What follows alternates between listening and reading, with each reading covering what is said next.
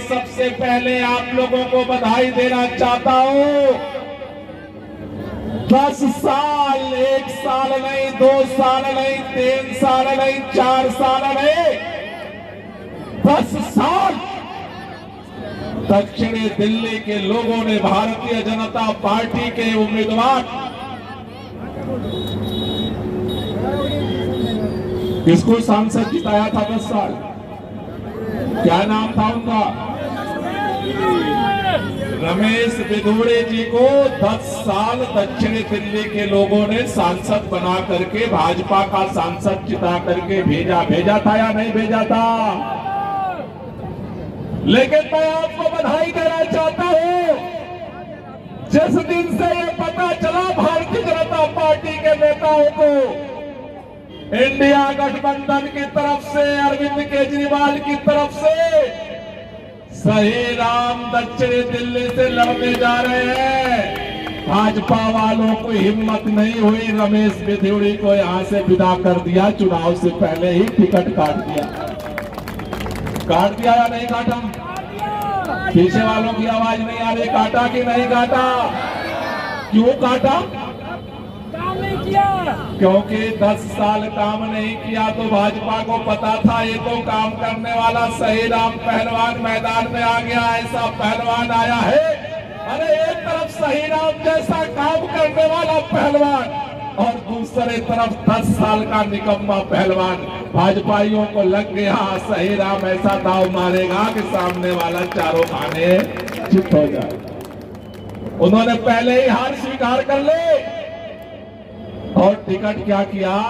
बदल दिया। अब रही बात कि जिसको मैदान में उतारा है, उनकी कहानी अभी राम सिंह नेताजी आपको बता रहे थे, मुझे बताने की जरूरत। आज भारतीय जनता पार्टी डरी हुई है, पूरे देश में नारा है 400 पार, 400 पार, 400 पार। लेकिन जिस दिन से अरविंद केजरीवाल को गिरफ्तार किया है भाजपाइयों ने, दिल्ली नारा लगा रही है, दिल्ली में होगी भाजपा की हार, दिल्ली में होगी भाजपा की हार, दिल्ली में होगी भाजपा की हार, दिल्ली में होगी भाजपा की हार।